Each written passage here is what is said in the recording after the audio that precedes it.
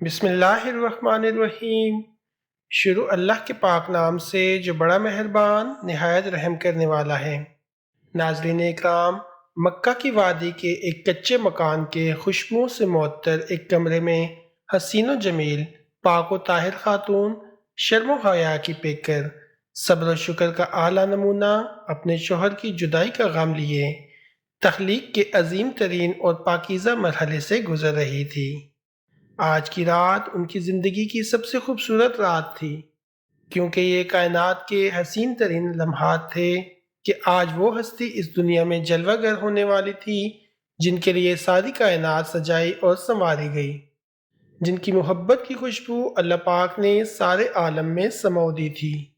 وہ مرحلہ جو دیگر عورتوں کے لیے گٹھن اور دردوں بھرا ہوتا ہے، وہ حضرت بی بی آمنہ رضی اللہ تعالی عنہا کے لیے نہایت آسان کر دیا گیا۔ چاروں طرف ایسا نور پھیلا کہ شام کے محلات بھی حضرت آمنہ کو نظر آنے لگے۔ فتح الباری جلد 6 صفحہ نمبر 454 پر علامہ ابن حجر عسقلانی لکھتے ہیں کہ حضرت عثمان ابی العاص اپنی والدہ سے روایت کرتے ہیں کہ نبی محترم کی ولادت پر میں حضرت آمنہ کے پاس حاضر تھی۔ جب انہیں دردزا لاحق ہوا تو میں نے دیکھا کہ آسمان کے ستارے اس قدر نزدیک ہو گئے کہ گویا مجھ پر گر پڑیں گے۔ یہ دیکھ کر میں حجرے سے باہر نکلی، دوبارہ اندر گئی تو حضور نبی کریم صلی اللہ علیہ وآلہ وسلم پیدا ہوئے اور ایک ایسا نور نکلا کہ جس سے سارا گھر روشن ہو گیا۔ اس حدیث کی گواہی حضرت ارباز بن ساریہ کی حدیث بھی دیتی ہے۔ فرماتے ہیں کہ میں نے حضور نبی اکرم صلی اللہ علیہ وآلہ وسلم کو فرماتے سنا کہ میں اس وقت خاتم النبیین تھا جب آدم علیہ السلام اپنے خمیر میں تھے، کہ بے شک میں ابراہیم علیہ السلام کی دعا اور عیسیٰ علیہ السلام کی بشارت ہوں، اور اپنی والدہ ماجدہ کی وہ خواب ہوں جو انہوں نے دیکھی تھی۔ بے شک انبیاء کے والدین کو سچے خواب دکھائے جاتے ہیں، اور حضور نبی کریم صلی اللہ علیہ وآلہ وسلم کی والدہ ماجدہ نے آپ کو جنم دیتے وقت ایک ایسا نور دیکھا جس سے شام کے محلات روشن ہو گئے۔ اس حدیث کو امام ابن حبان و حاکم نے صحیح کہا ہے، اور امام احمد کے نزدیک ابو امامہ کی حدیث اسی کی مانند ہے۔ ابو اسحاق نے بھی بروایت خالد بن معدان حضور صلی اللہ علیہ وآلہ وسلم کے اصحاب سے اسی کی مانند روایت کی ہے۔ اس روایت میں ہے کہ اس نور کی وجہ سے ارض شام کا شہر بصرہ روشن ہو گیا۔ ابن کثیر نے اسی واقعے کو اس طرح روایت کیا کہ ولادت با شہادت کے وقت جو نور محمدی چمکا، اس کی روشنی میں ملک شام کے شہر بصرہ کے اونٹوں کی گردنیں چمکنے لگیں۔ چونکہ حضور نبی اکرم صلی اللہ علیہ وآلہ وسلم کی خلقت بے نظیر، لطیف و نظیف اور نورانی ہے، کسی قسم کی غلاظت و کثافت آپ کے جسم اقدس میں نہیں پائی جاتی، اس لیے نبی اکرم صلی اللہ علیہ وآلہ وسلم کا پسینہ مبارک بلکہ تمام جسم اقدس حتیٰ کہ خون مبارک بھی انتہائی خوشبودار تھا۔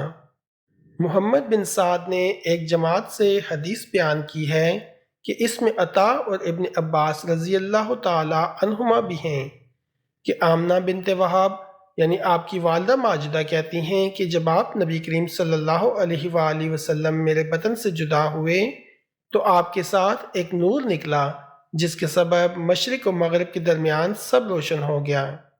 پھر آپ زمین پر آئے اور دونوں ہاتھوں پر سہارا دیے ہوئے تھے۔ پھر آپ نے خاک کی ایک مٹھی بھری اور آسمان کی طرف سر اٹھا کر دیکھا۔ حضرت امام ابو نعیم اصفہانی دلائل النبوہ میں بیان کرتے ہیں کہ حضرت حسان بن ثابت رضی اللہ تعالی عنہ سے نقل کیا ہے کہ میں 7-8 برس کا تھا اور دیکھی سنی بات کو سمجھتا تھا۔ ایک دن صبح کے وقت ایک یہودی نے یکا یک چلانا شروع کیا کہ اے جماعت یہود سب سنو۔ سب جمع ہو گئے اور میں سن رہا تھا کہ وہ کہنے لگا کہ احمد کا وہ ستارہ آج رات طلوع ہوا ہے۔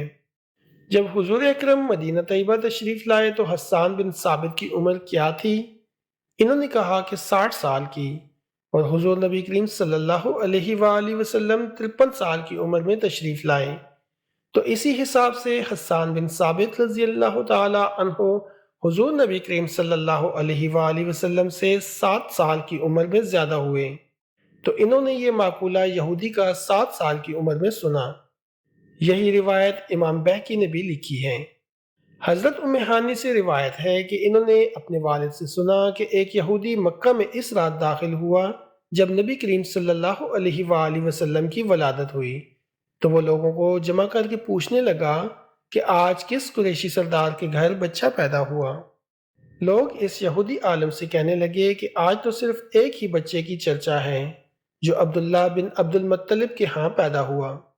اس یہودی نے درخواست کی کہ میں ایک دفعہ اسے دیکھنا چاہتا ہوں، جسے حضرت عبد المطلب نے قبول فرما لیا۔ اس یہودی نے دونوں شانوں کے درمیان مہر نبوت دیکھی تو بے ہوش ہو گیا۔ جب ہوش میں آیا تو چلا اٹھا کہ بے شک اے گروہ قریش، سن رکھو، یہ بچہ تم پر غالب حاصل کرے گا اور مشرق و مغرب سے اس کی خبریں آئیں گی۔ سرور کائنات آقا نامدار حضرت محمد مصطفیٰ صلی اللہ علیہ وآلہ وسلم کی پاکیزہ بدن، نافع بریدہ، ختنہ کیے ہوئے خوشبو میں بسے ہوئے مکہ مکرمہ کی مقدس سرزمین میں اپنی والدہ ماجدہ کے مکان کے اندر پیدا ہوئے۔ باپ کہاں تھے جو بلائے جاتے اور اپنے نو نہال کو دیکھ کر نہال ہوتے، وہ تو چونکہ پہلے ہی وفات پا چکے تھے۔ دادا بلائے گئے جو اس وقت طواف کعبہ میں مشغول تھے۔ یہ خوشخبری سن کر حضرت عبد المطلب بے حد خوش ہوئے اور فرماتے ہیں کہ میں نے دیکھا کہ ارکان کعبہ سے آوازیں آ رہی تھیں۔ پھر میں نے سنا کہ کوئی کہہ رہا تھا، تمہارے پاس رسول اللہ صلی اللہ علیہ وآلہ وسلم تشریف لے آئے۔ جب میں نے بتوں کو دیکھا تو وہ سب کے سب اوندے منہ پڑے ہوئے تھے۔ جب میں گھر پہنچا تو دیکھا کہ گھر کے اوپر عجیب قسم کے خوبصورت پرندے اڑ رہے ہیں اور گھر کے اندر سے روشنی اور مشک و عنبر سی بہتر خوشبو آ رہی ہے۔ اس کے بعد حضرت عبد المطلب نے والہانہ جوش محبت میں اپنے پوتے کو کلیجے سے لگا لیا، پھر کعبہ میں لے جا کر خیر و برکت کی دعا مانگی اور آپ کا نام محمد رکھا۔ اس کے علاوہ آپ صلی اللہ علیہ وآلہ وسلم کے عجائبات ولادت کے یہ واقعات بھی روایت کیے گئے ہیں، جیسا کہ کسرا کے محل میں زلزلہ پڑ جانا اور اس کے 14 کنگوروں کا گر جانا، بحیرہ تبریہ کا دفتن خشک ہو جانا اور فارس کے آتش کدہ کا بجھ جانا، جو 1000 برس سے برابر روشن تھا، کبھی نہ بجھا تھا۔ بے شک نبی کریم صلی اللہ علیہ وآلہ وسلم کی پیدائش ایک معجزہ ہے۔ بے شمار مصیبتوں کے باوجود آپ ہی وہ پیغمبر ہیں جن کا سب کو انتظار تھا۔ آپ کی تشریف آوری کی خبر تمام انبیاء کرام دیتے رہے۔ آپ صلی اللہ علیہ وآلہ وسلم کا نام آسمانوں میں محمود، تورات میں موید، زبور میں ہادی، انجیل میں احمد اور قرآن میں محمد صلی اللہ علیہ وآلہ وسلم ہے۔